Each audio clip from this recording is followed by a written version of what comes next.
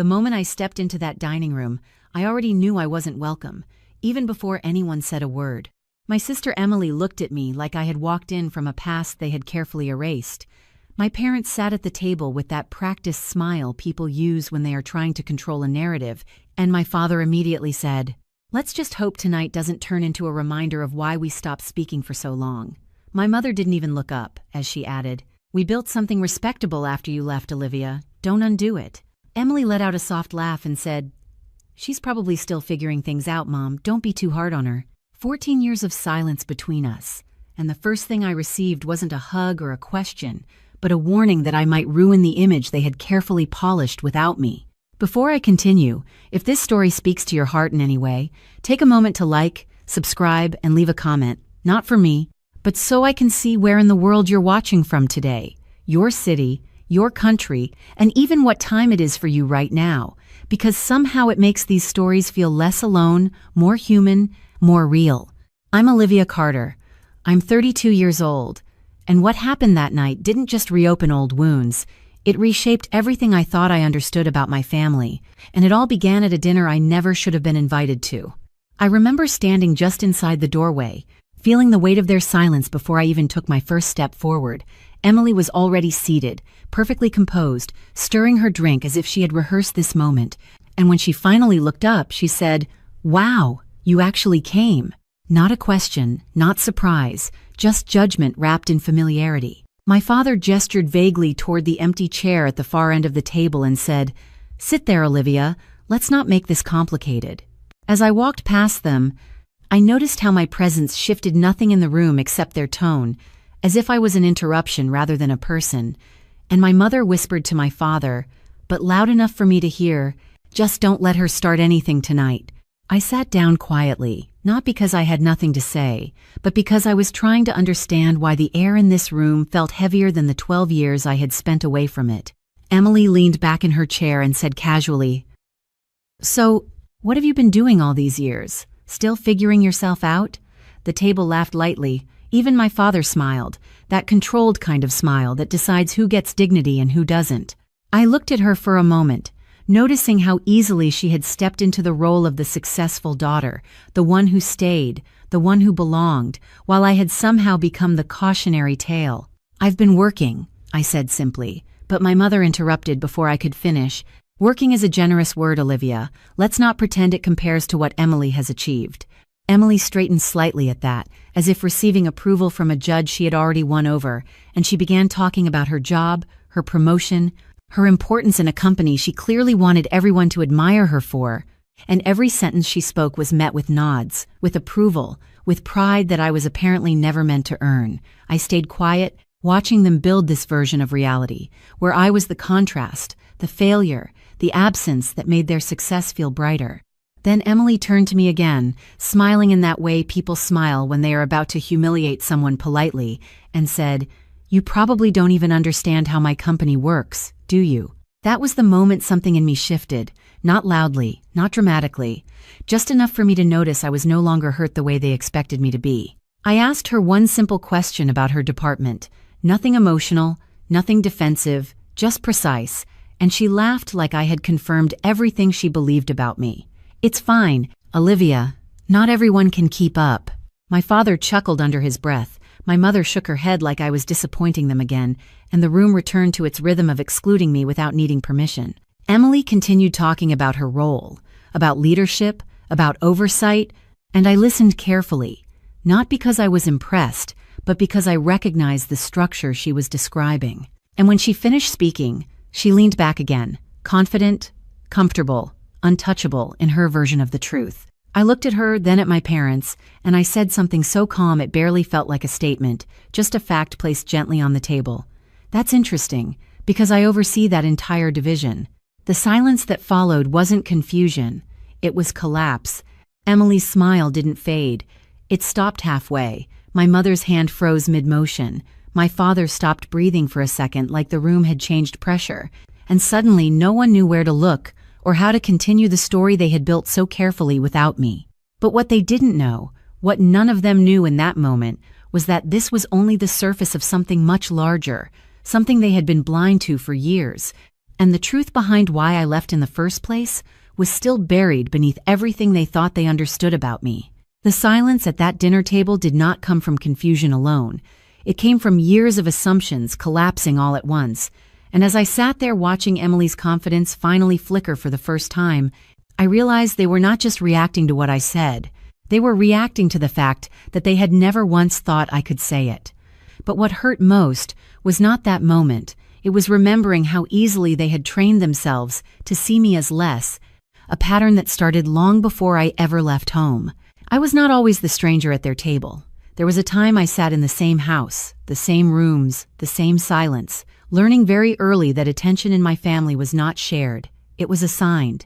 Emily was always the one my mother adjusted her voice for, the one whose school reports were framed on the refrigerator, the one whose mistakes were explained away as personality, while mine were treated like evidence. I still remember being 12 years old, standing in our kitchen, holding a math test with a perfect score, waiting for someone to notice, and my mother barely glancing at it before saying, "That is nice, Olivia.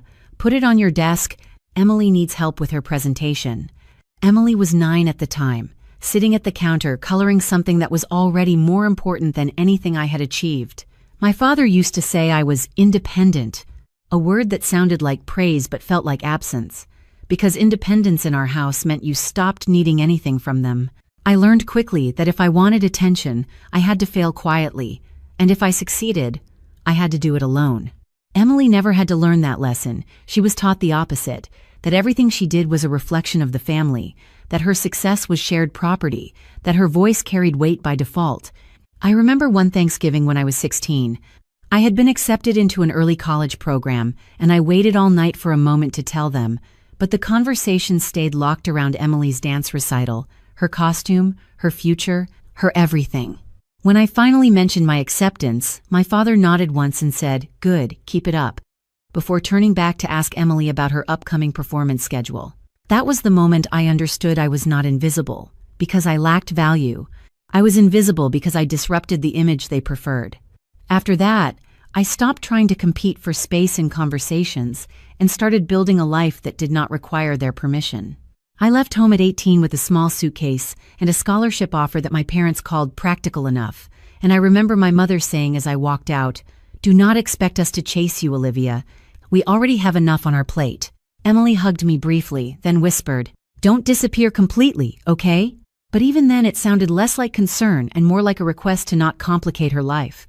Over the years, contact faded naturally, not because of one fight, but because nothing I achieved ever fit into the story they told about me, and silence became easier than constant correction. When I built my career, I never told them the details, not because I was ashamed, but because I learned early that in their eyes, my accomplishments required translation, and even then they lost meaning. So I stayed away for 12 years, not out of anger, but out of distance that slowly turned into habit, until that invitation arrived, formal and polite, asking me to attend a family dinner, as if nothing had been broken between us. And now, sitting here watching Emily struggle to understand what I said earlier, I could feel that old childhood pattern trying to reassert itself, the way she leaned forward slightly and said softly, "Olivia, you always say things that sound bigger than they are," while my parents remained frozen between pride in one daughter and disbelief in the other. My father finally cleared his throat and said, "Let's not jump to conclusions," but his voice lacked the control it had at the beginning of the evening, and my mother's eyes kept shifting between me and Emily like she was recalculating something she thought she had already solved years ago. Emily forced a small laugh and added, "You must have misunderstood your role somewhere, because I know exactly what I manage," but her words no longer carried the same certainty. I did not respond immediately, because for the first time in that house, I was not trying to be understood. I was waiting to see how long it would take them to realize they had been wrong about me for a very long time, and as I sat back watching their confidence slowly give way to uncertainty, I knew this dinner was no longer about reunion or family. It was becoming something none of them were prepared for, and what I had not told them yet was only the beginning of a truth that started long before I ever walked out of that house. It was not the silence at the table that changed everything. It was the moment I stopped trying to be understood by people who had already decided my story before I even spoke, because something in me had shifted after that first crack in their certainty. Something subtle but irreversible, like realizing you no longer need permission to exist in a room you built your own way out of. Emily was the first to try to recover the rhythm of the dinner, forcing a light laugh as she leaned back and said, "I still think there is some misunderstanding here, Olivia, because what you said earlier does not really match reality." My mother quickly followed, her tone sharper now. "Yes, let us not turn this into something it is not. We are trying to keep things respectful tonight." My father nodded as if restoring order was still within his control, and added, "If you are going to make claims like that, you should be very sure." I looked at all of them, not with anger, but with the kind of calm that comes after you have already survived the worst version of someone's opinion about you. "I am very sure," I said quietly. And the way Emily's eyes narrowed told me she had already begun recalculating everything she thought she knew about me. The rest of the evening should have ended there, with awkward laughter and forced conversation, but instead something unexpected happened. My phone vibrated once on the table, then again, and I saw a name I had not seen in years appear on the screen. It was an executive director from a consulting consortium I had once worked with, a network that my family had never known I was connected to because I had never needed them to validate it. I stepped away from the table briefly to take the call, and when I returned, everything at the table had shifted again. Emily immediately noticed my expression and asked, "Who was that?" in a tone that was less curious and more defensive. I sat back down and said simply, "A client." My father raised an eyebrow. "At this hour?" he asked. I nodded.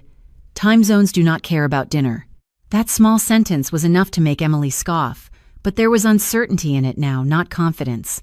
She leaned forward slightly and said, "You keep saying things like that, but I still do not see what exactly you do that would matter to people like that." I paused for a moment, not because I did not know how to answer, but because I realized I did not need to explain myself anymore.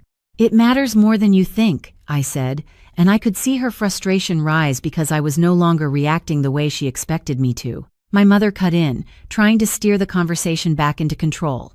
"Olivia, if you are involved in something serious, you should have told us earlier instead of confusing everyone." I almost smiled at that, because for 12 years they had not asked, and now they were frustrated that I had not volunteered.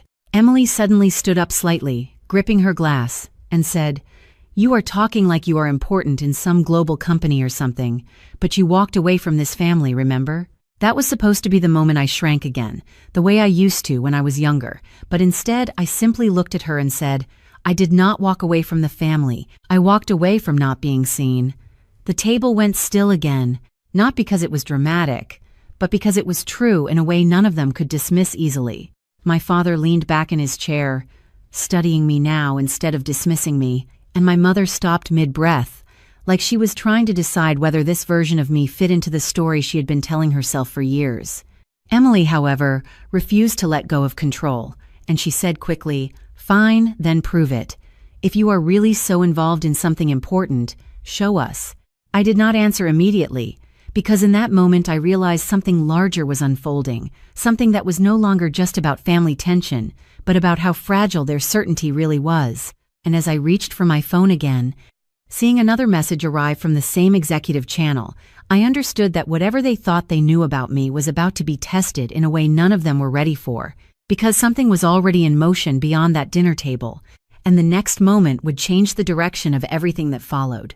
The moment I reached for my phone again, I could feel the entire table watching me as if I had already crossed an invisible line, but what they did not understand was that I was no longer reacting to them. I was reacting to what had already started moving outside of this room. Emily leaned forward, her voice sharper now. "If you are really connected to something important, then show us something real, not vague statements." My father nodded slowly. "Yes, Olivia, enough ambiguity." My mother added quietly, "We just want honesty." That word almost made me laugh, because honesty had never been the currency of this family when it came to me. I unlocked my phone and read the new message from the executive channel, and what I saw made the air around me feel suddenly heavier. A project I had been overseeing remotely for months had been officially approved for expansion, and my name was listed in the internal confirmation as regional lead consultant. Before I could even process it, Emily stood up slightly and said, "Let me guess, another vague consulting thing you cannot really explain?" I looked at her and said calmly, "It is not vague. It is operational leadership." She scoffed. Operational leadership of what, exactly? My mother quickly interjected, Olivia, please stop making things sound bigger than they are. You always did that as a child. And that was the moment I realized something deeper was happening, because they were not just doubting me. They were reinforcing a story about me that they had repeated so many times it had become their truth. Emily suddenly turned to my father and said, She is probably exaggerating again, like she used to when she said she was working on big projects after college. My father nodded faintly and then added, We have seen this pattern before. I felt something tighten inside me, not anger, but clarity, because I realized that whatever narrative they had built about me was now being actively defended against reality itself.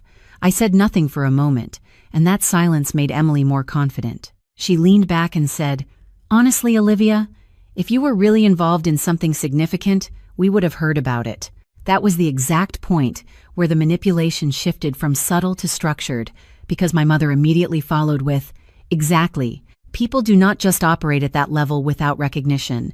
I looked at her and said quietly, I do not operate for recognition. Emily laughed lightly. That is what people say when there is nothing to recognize. And then it happened. My phone rang again. This time, not a message, but a direct call. The name on the screen was someone I had not spoken to in months, a senior executive from a partner firm, confirming my authority over a restructuring decision that affected multiple regional branches. I stood up slightly to take the call, and as I did, I heard my father say under his breath, This is getting out of hand. When I returned to the table, Emily immediately said, Let me guess, another important call? I looked at her and said, Yes. My mother shook her head. Olivia, this is exactly what we mean. You always create distractions instead of clarity. But what they did not know was that clarity was already forming without their permission. Emily suddenly leaned forward again, her voice lowering slightly. If you are really so important, then why are you not recognized anywhere I have ever heard of? And that was when I made the mistake of letting a single detail slip into the room, not as a revelation, but as a fact I had not expected to matter this much. I said, Because the division I oversee is not publicly branded under my name. The reaction was immediate but not loud. It was worse. It was confusion trying to find footing. My father frowned. What does that mean? My mother looked at me more closely now, and Emily froze for the first time since the dinner began. I continued calmly. It means most people do not know who is behind the operational structure they depend on. Emily shook her head quickly. That is impossible. You are trying to sound more important than you are. But her voice was no longer confident. Then my phone lit up again, and this time the message was visible on the screen for a moment before I could even react. It showed a confirmation of executive authorization, tied directly to my identification code, a level of access that could not be faked or misunderstood. My mother leaned forward instinctively, trying to read it, and my father finally said, Olivia, what exactly are you involved in? I looked up at them, and for the first time in that entire evening, I did not feel like I was explaining myself. I felt like the truth was already explaining me. And then Emily whispered something under her breath that made the entire table go still again, because she had just recognized a detail she should not have known, and in that instant everything they believed about me started to break at the edges, quietly, completely, and without warning. After that moment, the air at the dinner table never returned to what it was before. It was not loud, not chaotic, but something far more unsettling, because now even the smallest sound felt like it carried meaning. My mother kept adjusting her napkin without speaking. Emily no longer smiled, and my father kept glancing at me as if trying to place me in a version of reality that no longer made sense. I sat still, not because I had nothing to say, but because I was watching something unfold that I had seen coming for a long time. Then the first attempt to repair the damage came. My father cleared his throat and said carefully, Olivia, if there is something we misunderstood, we can talk about it privately. Emily quickly followed, forcing a lighter tone.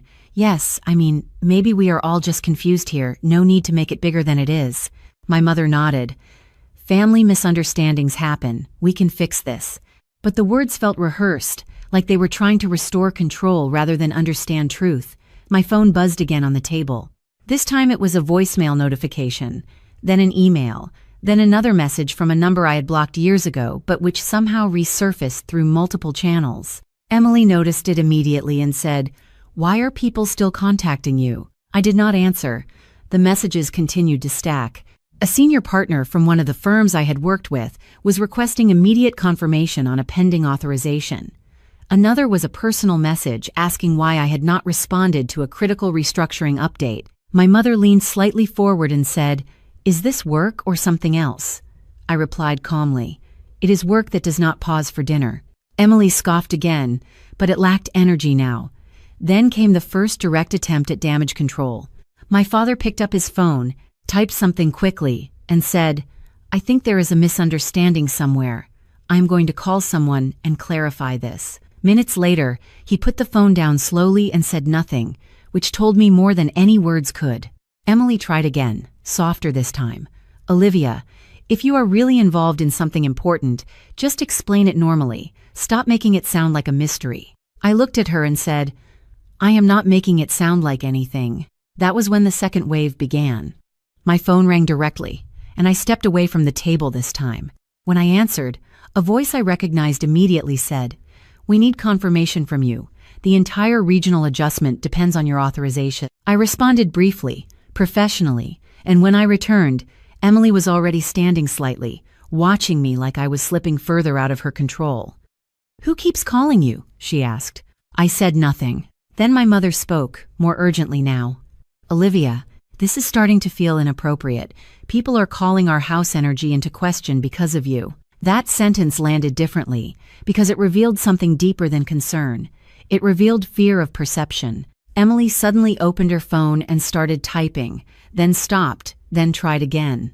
"I am going to check something," she said quietly, more to herself than anyone else. My father watched her, then looked at me again, slower this time. Minutes passed without conversation, only the sound of notifications breaking the silence in uneven intervals. Then Emily's expression changed.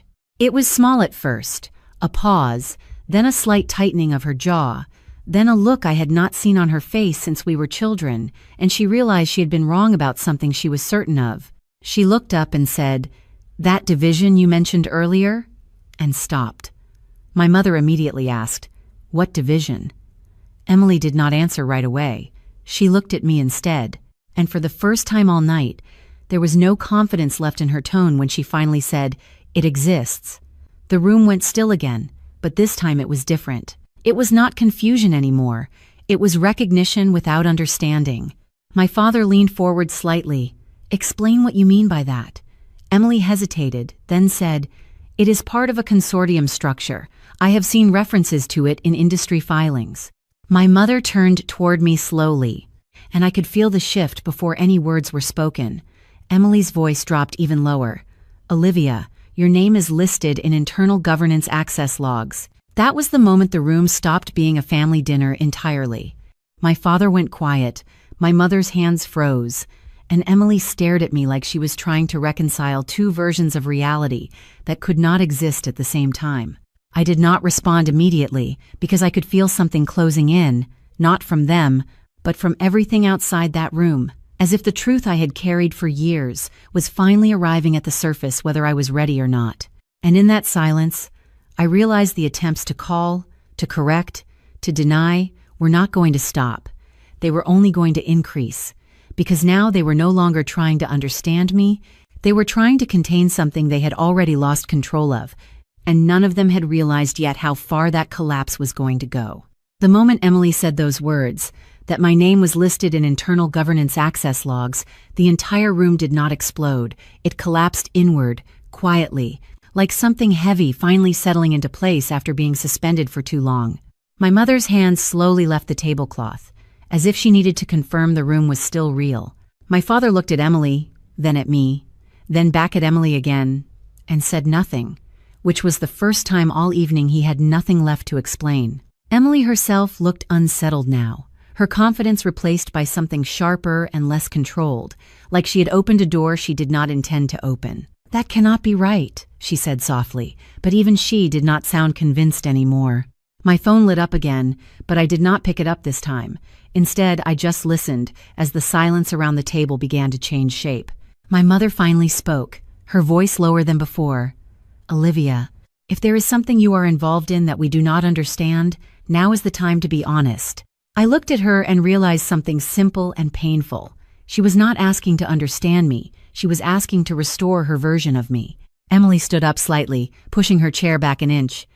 "I checked the internal reference you mentioned," she said slowly, "and your identifier appears in systems that are not supposed to be accessible to someone in your position." My father immediately interrupted. "What position exactly are we talking about?" Emily hesitated, then answered, "Executive oversight level." That phrase hung in the air longer than anything else that night. My mother shook her head once, quietly. "No, that is not possible."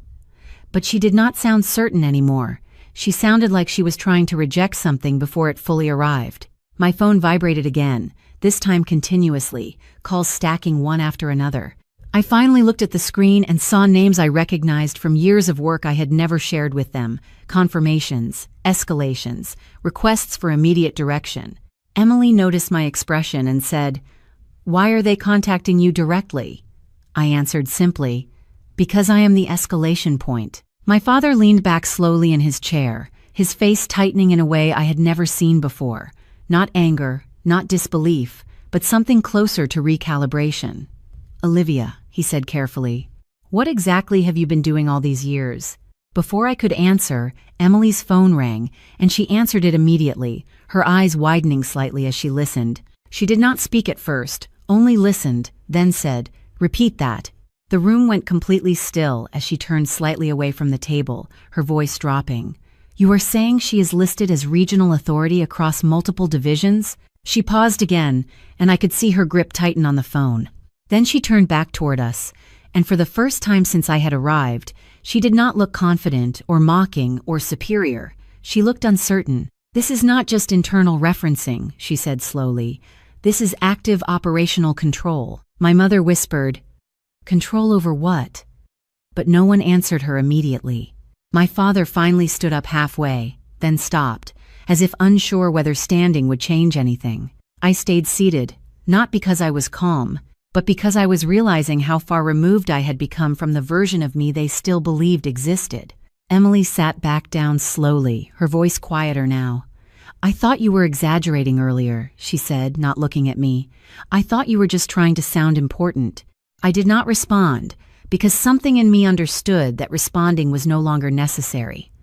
Then my phone lit up again, this time showing a single message that changed the atmosphere completely. It was not a request, not a question, but a confirmation of authority activation tied to my profile, requiring immediate acknowledgement for a decision that affected multiple active systems. My mother saw the screen this time and leaned forward slightly, her voice barely audible. "Olivia, what is that?" I looked at the message, then back at her, and said nothing at first, because I could feel something shifting not just in the room, but in the entire structure of how they had defined me for years. Emily whispered almost to herself, "This cannot be real." And in that moment, I realized we had all reached the same point at the same time, but only one of us had been prepared for what came next. And as the calls kept coming, and the system kept confirming my presence in places they never imagined, I understood that this was no longer about explaining anything to them. It was about whether they were ready to accept that the version of me they abandoned never stopped existing, and something far larger was already moving beyond the silence of that room. After that night, nothing in that house moved forward, but everything inside me did, because I stopped waiting for anyone at that table to define what I was, or what I was allowed to become. The last image I had of them was frozen in uncertainty, my mother staring at a screen she did not understand, my father silent for the first time in years, and Emily still sitting upright like she was trying to hold on to a version of reality that had already slipped away from her. I left the house that night without another word, not because I had nothing to say, but because everything important had already been spoken in silence. The next morning, I did not wake up with regret or confusion. I woke up with messages from people who had never known my family, people who only knew results, structure, and execution. One of them read, "We need you to take point on the Midwest restructuring timeline immediately." And another said, "Your confirmation last night changed the entire operational direction." I read them standing in a small apartment in downtown Chicago that I had rented years ago but rarely used, a place my family never knew existed, because I had never built my life around their approval. I responded to each message simply, without emotion, without hesitation, because clarity does not need noise. By noon, I was on a call with a regional director who said, "We were not expecting direct oversight from your level this early in the cycle." And I replied, "Then adjust expectations, not structure." There was a pause on the line, then a simple, "Understood." I had learned over the years that leadership does not announce itself. It moves quietly through systems until people realize they are already following it. Later that week, I met with a small team in a glass office overlooking the city, where no one asked about my family or my past, only about outcomes, timelines, and execution paths. One of them, a senior analyst named Daniel, looked at my notes and said, "You do not operate like someone who explains things twice." I replied, "I do not have to." He nodded, not impressed, but aligned. That was the difference I had started to recognize everywhere now. Not admiration, but recognition of function. I stopped answering unknown numbers from my old life, not out of avoidance, but because they no longer represented direction. One message from Emily came through after 2 days, short and uncertain. "We need to talk about what you said." I did not reply. My mother left a voicemail that I never listened to. My father sent nothing. And for the first time, silence from them did not feel like abandonment. It felt like space. I began restructuring my workload with precision, eliminating unnecessary meetings, consolidating decision chains, and redirecting entire operational flows with quiet authority that no longer required explanation. One afternoon, during a briefing, a partner asked, "How do you manage this level of coordination without internal resistance?" I looked at the city outside the window and said, "Because I stopped waiting for approval before I acted." The room went quiet, not because it was dramatic, but because it was true in a way that could not be argued with. Days turned into weeks, and the systems I had been part of began responding to my decisions without hesitation, as if they had always been waiting for consistency rather than instruction. I no longer thought about that dinner table as a confrontation. I thought about it as a threshold. The moment where being misunderstood stopped being a limitation and became irrelevant. One evening, as I reviewed a final report showing the impact of a restructuring I had led, Daniel said, "You realize what you are building here is going to redefine how this entire network operates." I closed the file and said calmly, "It already is." And as the city lights reflected off the glass in front of me, I understood that what came next was no longer about proving anything to anyone from my past, but about stepping fully into a version of my life they would never be able to recognize, even if they tried to follow it. In the weeks that followed, my life stopped feeling like something I was trying to recover, and started feeling like something I was actively building, piece by piece, without permission from anyone who had ever doubted me. The city had become my rhythm now: glass buildings, early morning meetings, late evening reports, and the quiet certainty that every decision I made had weight beyond conversation. I no longer introduced myself in soft terms or careful explanations. I simply arrived where I was needed and executed with precision.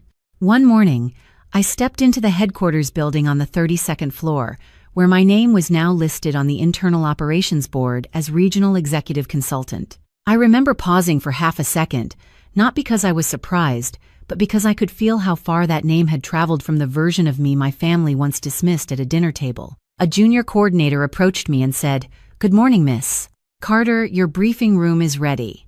I nodded and replied, "Thank you. Make sure the Midwest dataset is updated before the review." She responded immediately. "Already completed. We synchronized it overnight." That was the new language of my life now. Not emotion, not explanation, but execution and trust built through results.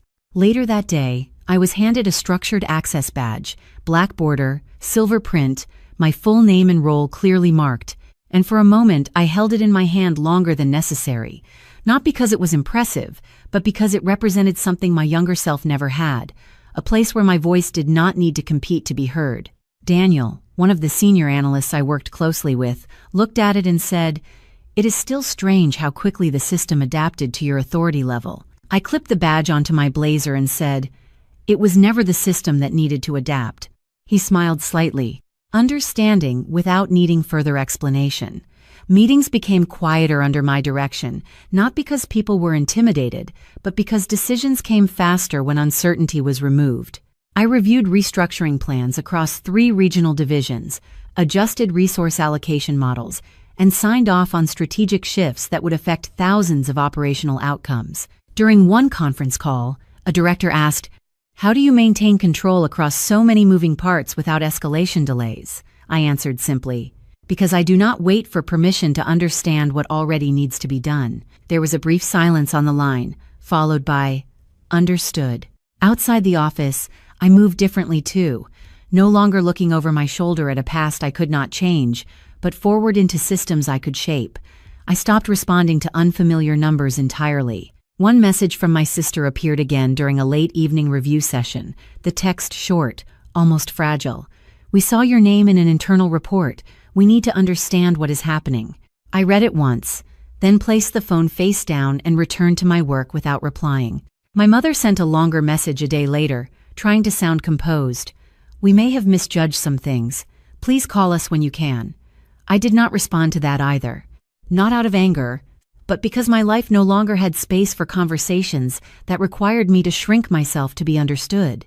The final confirmation came during a quarterly system review when my role was officially expanded to oversee cross-regional operational integration, a position that placed my decisions at the center of multiple strategic frameworks. As the document was displayed on the screen in front of me, Daniel quietly said, "At this point, you are no longer just part of the structure, you are shaping it." I looked at the confirmation, then at the skyline beyond the glass wall, and said, "That is exactly the point." And as I stood there with my badge, my name and my authority now fully aligned, I could feel the distance between who I used to be and who I had become no longer stretching backward into the past, but settling firmly into the present moment where everything was already changing again. The return to the present felt different this time, not because anything in my environment had changed, but because I had changed enough that even silence carried structure. The morning began like every other structured day at the headquarters.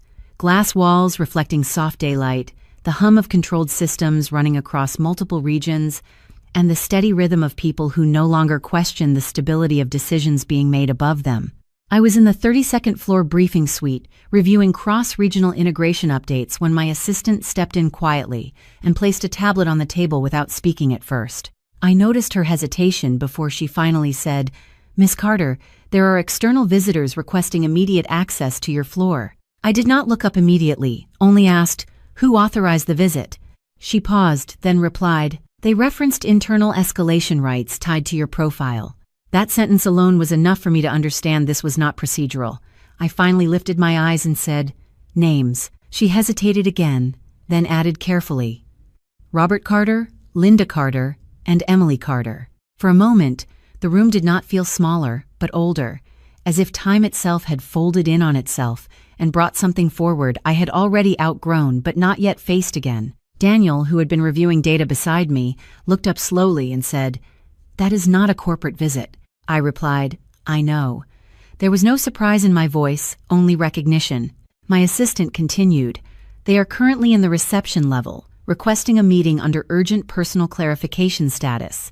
I stood up slowly, not because I was shaken, but because I could feel the structure of my day shifting into something no longer defined by operations alone.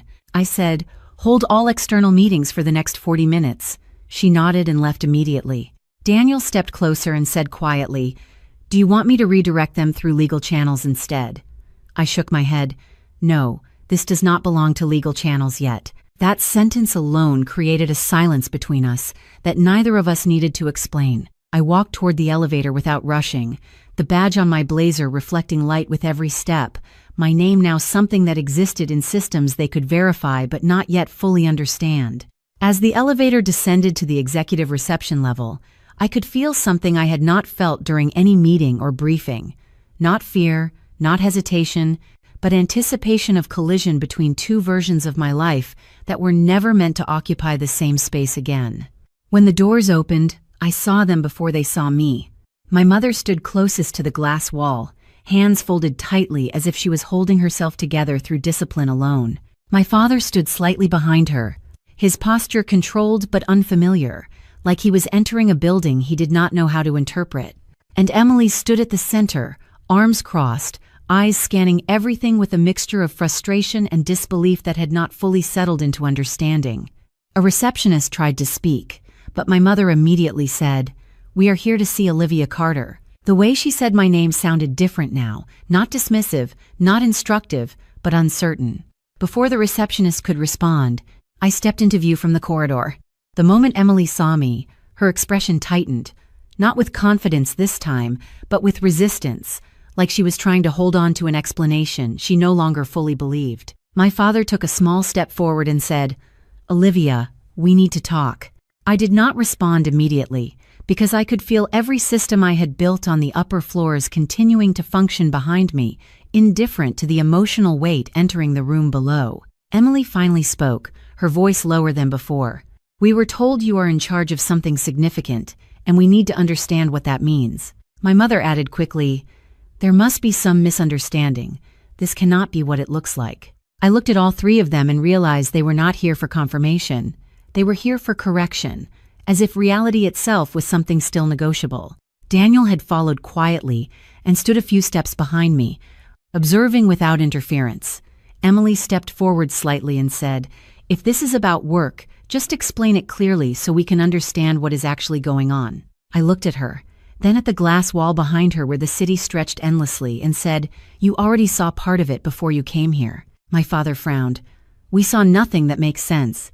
I took one step closer, and the space between recognition and truth began to narrow in a way none of them seemed prepared for. Emily's voice dropped slightly. "Olivia, stop speaking in riddles and just tell us what you are doing."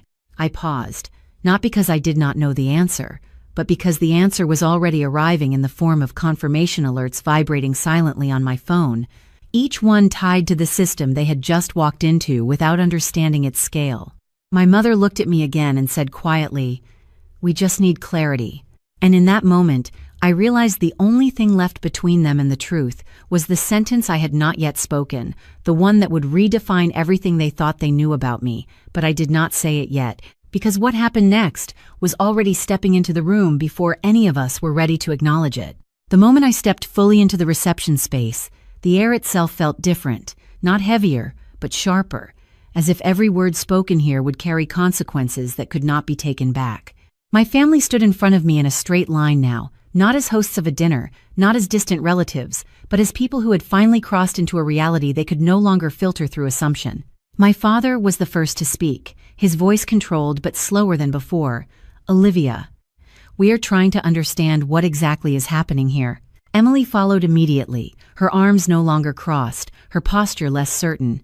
"This entire building, this role, these systems, none of it makes sense compared to what we were told." My mother added quietly, almost carefully, "We were told you left and started something small, independent work, consulting, nothing like this." I looked at all three of them and felt something settle inside me, not anger, not satisfaction, but distance, the kind that forms when a story you were once inside no longer belongs to you.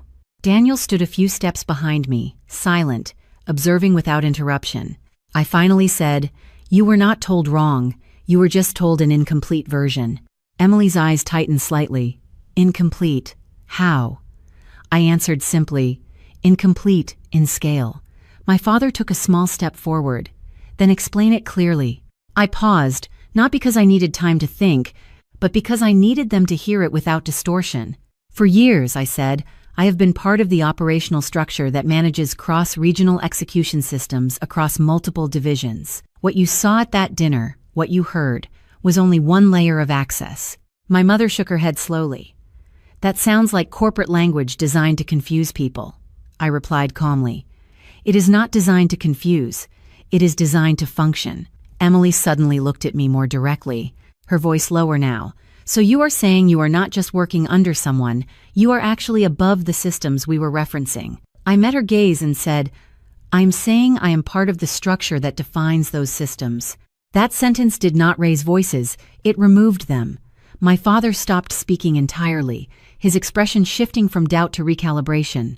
My mother's hands tightened slightly at her sides, as if she was holding on to the idea that this could still be reversed with explanation alone. Emily stepped forward one more time, her voice no longer sharp but uncertain. "We checked references, we checked titles. Nothing we saw matched what you are saying." I nodded once, because what you checked was visibility, not function. There was a long silence after that, the kind that does not ask for clarification because it already knows it will not receive it. Then Daniel quietly spoke for the first time. "Her authorization is not listed under standard public hierarchy. My father turned slightly toward him. "And what does that mean exactly?" Daniel replied evenly, "It means she does not need to be listed to operate within it." Emily looked at him, then back at me, and for the first time her voice lost its certainty completely. "Olivia, what are you actually responsible for?" I did not answer immediately, because at that exact moment, my phone lit up again, and this time the notification was not private. It was system-wide confirmation of a regional directive that required acknowledgement from my profile. The screen illuminated my face briefly, and I could see all three of them notice it at the same time. My mother leaned slightly forward, reading the partial text she could see, and her voice changed, softer now. "That is your name." My father finally stepped closer, his eyes fixed on the screen. "Why does it look like that?" Emily whispered, almost to herself. "That level of clearance," and stopped mid-sentence. I looked at them and said quietly, "Because that is the level I operate at." No one responded immediately. Not because they disagreed, but because there was nothing left in their understanding that could contain that statement. My mother's breath became uneven for a moment, and then she said something almost unintentionally. "We thought you left the family behind." I looked at her and replied, "I did not leave the structure. I left the version of it that only existed in your interpretation." That was when Emily finally stepped back slightly, not dramatically, but enough to signal that something inside her had fully shifted. My father looked at me for a long time without speaking, then said quietly, "So everything we assumed about your life," I finished the sentence for him, "was never the full picture." And in that moment, something broke. Not loudly, not emotionally, but completely, because they were no longer looking at a misunderstood daughter. They were looking at someone they had fundamentally miscategorized for years, and the realization that they had built their version of me on incomplete information settled into the room like a truth too large to immediately process. The words I had just spoken did not create another moment of confusion. They created a silence that felt final in a way none of them were prepared for, because now there was nothing left to misunderstand, only something left to accept or resist. My father was the first to break that silence, but his voice no longer carried authority, only uncertainty. "If what you are saying is true, then everything we believed about your life was incomplete." Emily immediately looked at him, then back at me, her expression no longer defensive but fractured. "Incomplete does not even begin to cover it," she said quietly, as if testing the weight of her own words. My mother, still standing slightly behind them, shook her head slowly. "We were told you left and disappeared into something small, something unstable, something that did not require explanation." I looked at her and said calmly, "You were told what was convenient, not what was complete." That sentence did not provoke argument. It removed the possibility of one. Emily stepped forward slightly, her voice lower now. "So all this time, when we thought you were struggling, you were actually—" She stopped, unable to finish the sentence in the direction she feared it was going. I finished it for her without emotion. "I was building something you were never part of understanding." My father exhaled slowly and looked away for the first time, not at me, but at the floor, as if recalibrating every assumption he had ever made about control and hierarchy. My mother's voice softened, almost unintentionally. "We did not know how to reach you." I replied, "You did not try to reach what you had already decided was unreachable." That statement landed differently, not as accusation, but as structure. Emily swallowed once and said, "Then why did you let us believe something else for so long?" I looked at her directly and said, "Because I was not living for your interpretation of my life." That answer created another pause, but this one was heavier because it did not invite correction. Daniel stood quietly behind me, observing the shift without interfering, and I could sense that even he understood this was no longer about explaining systems or roles, but about redefining relationships that had never been balanced to begin with. My father finally spoke again, slower now. "What happens now?" I took a moment before answering, because the question itself revealed more than they intended. "Now," I said, "you decide whether you are here to understand or to continue assuming." Emily looked at me carefully, her voice quieter than before. "We are not assuming anymore. We are trying to process." I nodded once. Processing requires acceptance of facts, not comfort of belief. My mother stepped forward slightly, her hands clasped together now. "Olivia, we are still your family." I looked at her and said, not unkindly, but firmly, "You are my family in name, not in understanding. That statement caused Emily to look away for the first time, not in anger, but in something closer to emotional fatigue, as if the structure she had relied on her entire life had suddenly stopped supporting her weight. My father rubbed his forehead briefly, then said, "We need time to understand what this means." I responded, "Time does not change what is already established." There was no resistance after that, only stillness. Emily finally spoke again, her voice softer. "So what do we do with this version of you then?" I paused, then said, "You do not do anything with it. You acknowledge it exists." My mother's eyes lowered slightly, and she said, "We never thought you would become someone we could not recognize." I replied, "I did not become unrecognizable. I became unfiltered." That sentence seemed to settle deeper than the others, because it removed any illusion that what they were seeing was temporary. Daniel finally stepped forward slightly and said, "There are pending confirmations that require her response within the next operational cycle." My father looked at him, then back at me. "So this is ongoing," I answered simply. "It has always been ongoing. You just did not see it."